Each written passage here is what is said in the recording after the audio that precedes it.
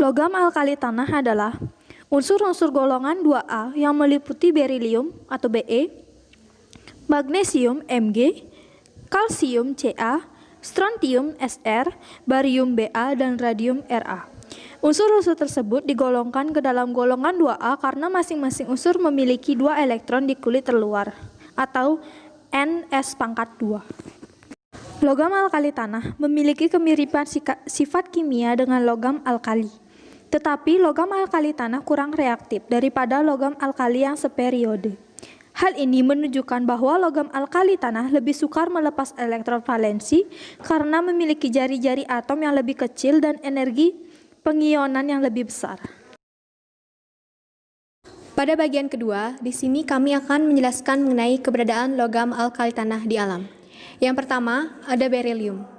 Berilium ini ditemukan pada biji beril Be3, Al2, SiO3 6 kali, dan kerisoberil Al2, BeO4.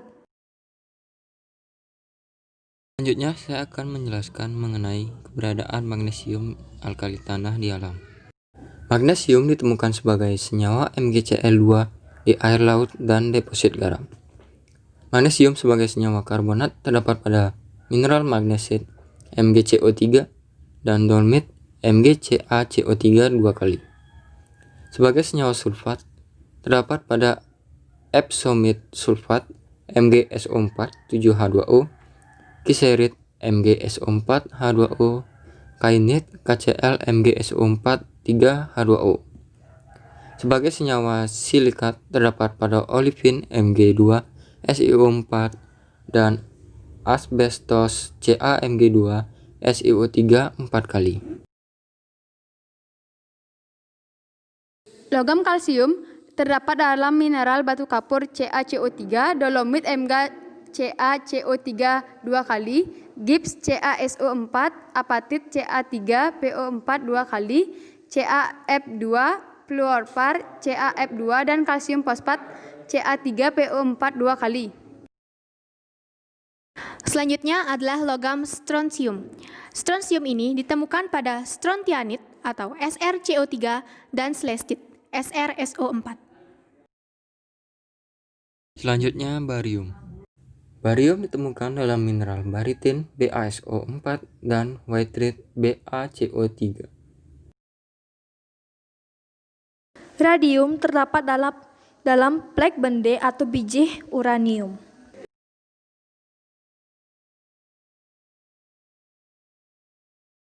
Satu, unsur-unsur alkali tanah adalah unsur-unsur logam putih mengkilat seperti perak dan pada suhu biasa berupa padatan. 2. Dalam konfigurasinya, elektronnya memiliki 2 elektron valensi atau Ns2, sehingga bersifat reaktif, akan tetapi kereaktifannya lebih kecil daripada logam alkali yang seperiode. 3. Energi ionisasi tingkat ketiga jauh lebih besar daripada energi ionisasi tingkat pertama dan kedua, yang berarti terdapat 2 elektron yang terikat sangat lemah pada inti atom. Pada di bagian keempat, kami akan menjelaskan mengenai reaksi-reaksi logam alkali. Yang pertama, ada reaksi logam alkali dengan air. Pada reaksi ini, berilium tidak dapat bereaksi dengan air. Kenapa? Hal ini karena saat berilium bereaksi dengan air akan terbentuk berilium oksida atau BeO yang melapisi permukaan logam. Untuk magnesium, bereaksi sangat lambat dengan air dingin. Bila direaksikan dengan air hangat, reaksinya lebih cepat. Reaksinya adalah sebagai berikut. Ketika Mg solid ditambah H2O liquid akan bereaksi menghasilkan MgO solid ditambah H2 gas. Untuk kalsium, strosium, dan barium, bereaksi baik dengan air menghasilkan basa dan gas hidrogen. Reaksinya adalah sebagai berikut. Jika suatu logam solid ditambah 2H2 liquid akan bereaksi menghasilkan suatu logam OH2 aqueous ditambah H2 gas. Selanjutnya, reaksi dengan halogen. Halogen adalah semua logam alkali tanah dapat bereaksi dengan halogen menghasilkan garam halida. Menurut persamaan reaksinya, jika logam solid ditambah unsur 2 gas bereaksi menghasilkan logam unsur 2 solid. Reaksi dengan hidrogen, berilium dan magnesium tidak dapat bereaksi dengan gas hidrogen, sedangkan logam alkali tanah yang lainnya dapat bereaksi dengan gas hidrogen. Logam solid ditambah H2 gas bereaksi menghasilkan logam H2 solid. Reaksi dengan oksigen, apabila dipanaskan berilium dan magnesium dapat bereaksi dengan oksigen. Oksida Be dan Mg akan membentuk lapisan pada permukaan logam yang bersifat melindungi. Jika pemanasan diteruskan, maka logam Be dan Mg akan terbakar. Logam alkali tanah yang lainnya bersifat mudah bereaksi dengan oksigen, dan jika oksigennya berlebih, maka akan terbentuk peroksida. Menurut persamaan reaksi, 2L sulfida tambah O2 gas menjadi 2LO sulfida. L sulfida tambah O2 gas menjadi LO2 sulfida. Di bagian kelima, kami akan menjelaskan mengenai pembuatan logam alkali tanah. Yang pertama, ada berilium. Dalam pembuatan berilium, terdapat dua metode yang digunakan. Yang pertama adalah metode reduksi. Pada metode reduksi ini, sumber utamanya adalah beril, Be3, Al2, SiO6 3 kali. Beril dipanaskan pada suhu 700 derajat Celcius dengan Na2, SiF6 untuk membentuk BeF2. Reaksinya adalah sebagai berikut. Jika BeF2 ditambah Mg bereaksi pada suhu 1300 derajat Celcius akan menghasilkan MgF2 ditambah Be. Selanjutnya adalah metode elektrolisis. Pada metode ini, bahan yang dielektrolisis adalah lelehan BeCl2 yang bercampur dengan NaCl. Reaksi elektrolisisnya adalah Be2 plus liquid ditambah 2Cl min liquid, di mana yang bertindak sebagai katode di sini adalah Be2 plus liquid ditambah 2 elektron akan bereaksi menghasilkan Be liquid. Kemudian yang bertindak sebagai anode di sini adalah 2Cl min liquid akan bereaksi menghasilkan Cl2 gas ditambah 2 elektron. Selanjutnya, yang kedua ada magnesium. Pembuatan magnesium terdapat dua metode, yaitu metode reduksi dan metode elektrolisis. Yang pertama, metode reduksi atau proses kalsinasi. Sumber magnesium adalah dolomit atau MgCaCO3 2 kali. Pemanasan dolomit untuk menghasilkan MgOCaO. Selanjutnya, MgOCaO dipanaskan dengan FeSi. Dengan reaksinya sebagai berikut. 2 MgOCaO ditambah FeSi bereaksi menghasilkan 2 Mg ditambah Ca2SiO4 ditambah Fe. Yang kedua, metode elektrolisis. Sumber utama magnesium adalah air laut. Air laut direaksikan dengan CaO lalu MgOH 2 kali. Yang terbentuk direaksikan dengan HCl untuk membentuk MgCl2. Menghasilkan reaksi sebagai berikut. CaO ditambah H2O bereaksi menghasilkan Ca2+ ditambah 2OH-. Mg2+ ditambah 2OH- bereaksi menghasilkan MgOH 2 kali. MgOH 2 kali ditambah 2HCl menghasilkan MgCl2 ditambah 2H2. Lalu lelehan MgCl2 dielektrolisis dan didapatkan MgCl2 bereaksi menghasilkan Mg2+ liquid ditambah 2Cl- liquid, di mana katode yaitu Mg2+ liquid ditambah 2 elektron bereaksi menghasilkan Mg liquid. Dengan anodanya 2Cl- liquid bereaksi menghasilkan Cl2 gas ditambah 2 elektron. Pembuatan logam kalsium. Metode reduksi dilakukan melalui reaksi 6CaO ditambah 2Al bereaksi menghasilkan 3Ca ditambah Ca3Al2O6 dan CaCl2 ditambah Na bereaksi menghasilkan Ca ditambah 2 NaCl. Selanjutnya adalah strosium. Dalam pembuatan strosium ini hanya menggunakan satu metode, yaitu metode elektrolisis. Bahan utama yang digunakan adalah slestit atau SrSO4.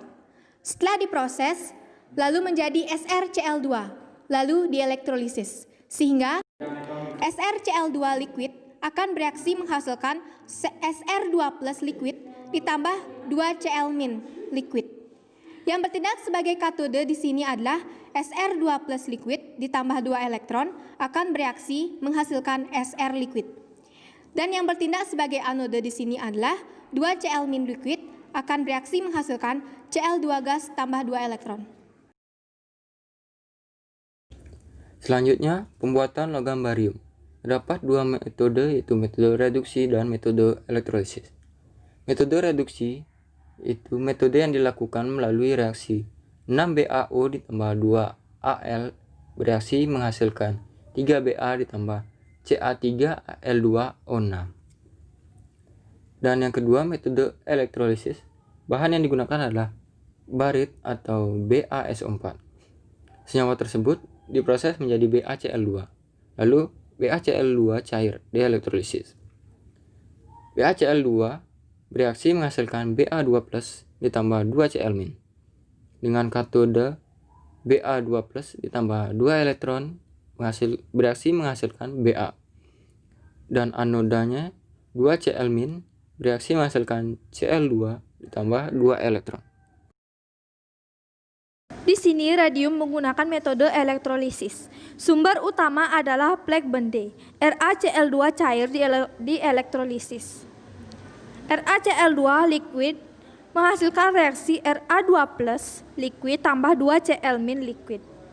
Di katode, Ra2+ liquid tambah 2 elektron menjadi Ra liquid. Di anode, 2Cl- liquid menghasilkan reaksi Cl2 gas tambah 2 elektron. Selanjutnya, pada bagian ke-6 ini, kami akan menjelaskan mengenai kegunaan logam alkali tanah dan senyawa alkali tanah. Yang pertama ada beryllium. Beryllium ini digunakan untuk campuran tembaga untuk membuat pegas, klip, dan sambungan listrik, di mana beryllium ini digunakan sebanyak 2%. Beryllium ini, jika dipadukan dengan tembaga yang bersifat keras, bisa digunakan untuk membuat obeng dan kunci pas. Selanjutnya, beryllium digunakan untuk bahan pembuat kerangka rudal, pesawat luar angkasa, dan satelit komunikasi. Selanjutnya, penggunaan magnesium. Yang pertama, paduan magnesium, aluminium, dan litium, atau disebut juga dengan magnalium, berfungsi sebagai bahan konstruksi pesawat terbang. Yang kedua, magnesium berguna dalam pembuatan kembang api dan lampu blitz. Selanjutnya, MgO atau magnesia digunakan untuk melapisi tanur dan pembakaran semen karena tahan terhadap panas yang tinggi. Lalu MgOH2 kali disebut antasida yang digunakan sebagai obat mag. Lalu yang terakhir ada MgSO4 disebut garam Inggris yang digunakan sebagai obat pencahar usus. Kegunaan dari logam kalsium yaitu 1. Dipadukan dengan timbal yang digunakan sebagai elektroda dalam aki. 2. CaCa2 untuk membuat asetilin. 3. CaCO3 disebut batu kapur yang digunakan sebagai bahan bangunan. Ca3PO4 2 kali digunakan untuk pupuk. Selanjutnya adalah strontium. Strontium SrSO4 digunakan sebagai bahan cat. Kemudian SrNO3 2 kali merupakan sumber nyala merah pada kembang api. Selanjutnya, kegunaan logam barium. Yang pertama, BaCl2 digunakan sebagai zat adiktif pelumas. BaCO3 digunakan untuk membuat racun tikus, gelas optik, dan keramik. BaOH2 kali digunakan untuk reaksi analitik. Dan yang terakhir, BaNO3 2 kali merupakan sumber nyala hijau pada kembang api. Kegunaan radium adalah sumber radioaktif di bidang kedokteran. Baiklah, sekian penjelasan dari kami. Jika kami ada salah kata, kami mohon maaf sebesar-besarnya. Kami tutup dengan salam bersama. Om Santi